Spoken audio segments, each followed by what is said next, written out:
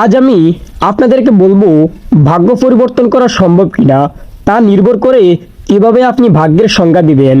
ভাগ্য সাধারণত জীবনের প্রাকৃতিক প্রবাহ বা অস্পষ্ট পরিস্থিতির সমন্বয় হিসেবে ধরা হয়, তবে কিছু নির্দিষ্ট দৃষ্টিকোণ থেকে ভাগ্য পরিবর্তন করা সম্ভব, যেমন প্রয়াস ও পরিশ্রম।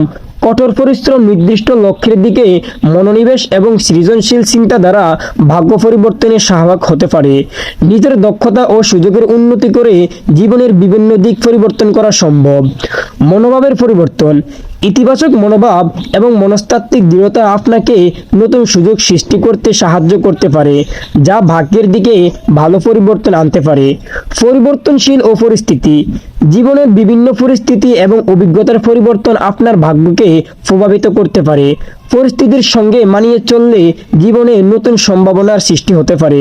যদিও কিছু ঘটনা বা পরিস্থিতি আমাদের নিয়ন্ত্রণের বাইরে থাকে, তবে আমাদের প্রচেষ্টা এবং মনোভাব অনেক ক্ষেত্রে ভাগ্যকে প্রভাবিত করতে পারে। আজকের ভিডিওটা এই পর্যন্ত। কেমন লাগলো আমার ভিডিওটা অবশ্যই কমেন্ট বক্সে জানিয়ে যাবেন। ধন্যবাদ সবাইকে।